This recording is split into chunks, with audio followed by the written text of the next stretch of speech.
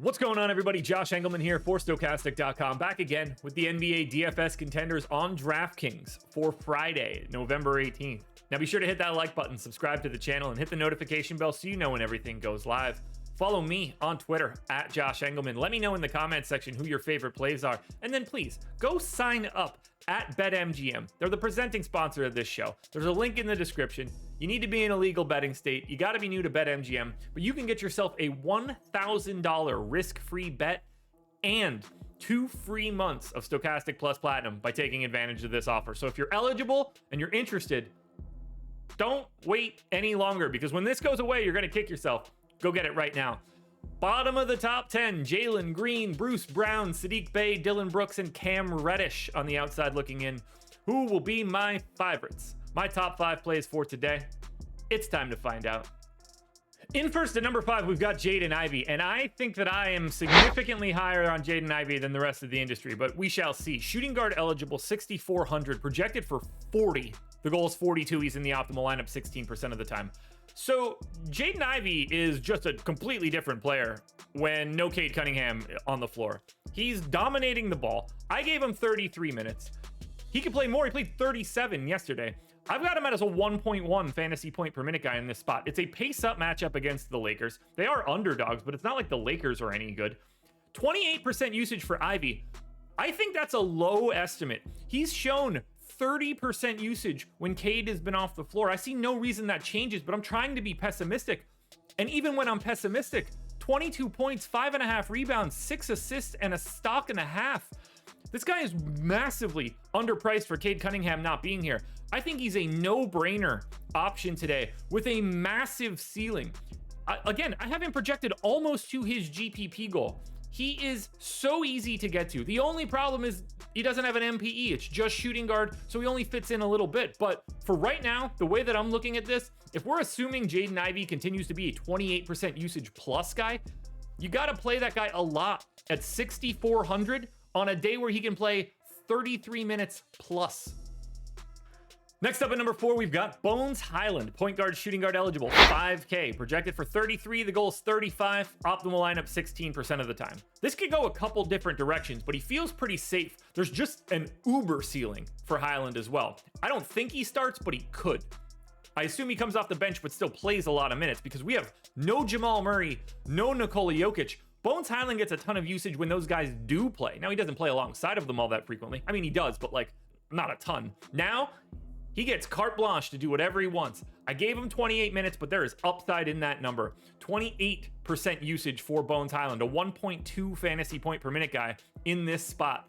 17 points, 4 boards, 5 assists. Maybe you get a stock. It is the worst matchup you can find. Pace down against Dallas. They lose 4 possessions, but that is fine with me. He completely offsets that with a playing time increase. You gotta go to Bones with no Murray and no Jokic. At number 3, I'm going to Jaren Jackson Jr. Welcome back, by the way. Power forward center eligibility. That is huge for flexibility today. 5,600. I got him projected for 35.5. The goal is 38. He's in the optimal lineup 16% of the time. He stepped right in and played 25 minutes in his return. I gave him a little bit of a bump over that, so 27 minutes for Jackson. I have him as a 1.3 fantasy point per minute guy. Pace up spot against OKC should dominate the Pokus of the world, or Jeremiah Robinson Earl. What do they have to slow down Jaren Jackson? I'll give you a hint. It's absolutely nothing. 27% usage. No Bane, by the way, so even better for Jackson. 18 points, 6 boards, an assist, 3 stocks. Yes, 2.5 blocks and a steal. Between the defensive stats, the position, and a $5,600 price tag, which is not going to stick around very long, Jaren Jackson is unquestionably an excellent value in the mid-tier. At number 2, we go to Tyrese Maxiell, point guard only, 7,900, projected for 44. The goal is 49. He's in the optimal lineup 18% of the time. 37 minutes here for Maxiell, massive usage, 30% with no James Harden, 1.1 fantasy points per minute, 26 real points. That's massive scoring.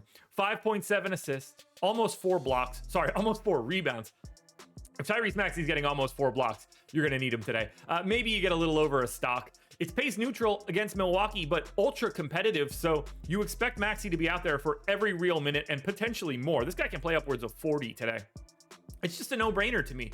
These guys that have these massive 30% usage rates playing 36 minutes or higher, there's just going to be days where they fall into a bunch of extra shots that go in. Today is going to be one of those days. Get yourself Tyrese Maxiell. I'm telling you, number 2. Now, before we get to the number 1 contender, one last reminder, please hit the like button, subscribe to the channel, hit the notification bell so you know when everything goes live. Follow me on Twitter at Josh Engleman. Let me know in the comment section who your favorite plays are, and then please go sign up at BetMGM using the link in the description. My number 1 contender, if he plays, is point guard Kevin Porter Jr. Now, he is questionable, but he's 7,500, projected for 43. The goal is 47. He is in the optimal lineup 18% of the time. It's just an incredible spot. You get to face Indiana, not a great defense. This is an incredibly fast-paced game. They gain 3 possessions over their average. They're also only 5-point dogs, which makes you think this should be competitive the whole time, and KPJ should play his full allotment of minutes. 35 minutes, in fact, 1.2 fantasy points per minute, 26% usage, 21 points, 6 boards, 7 assists, almost 2 stocks. You can flip a coin between him and Maxey. I don't really have much of an issue with it. You can go either direction. But if Kevin Porter Jr. is in for today, he's one of the best plays you'll find. And for right now, he is my number 1 contender. Alrighty, folks, that will do it. Those are my NBA DFS contenders on DraftKings for Friday, November 18th.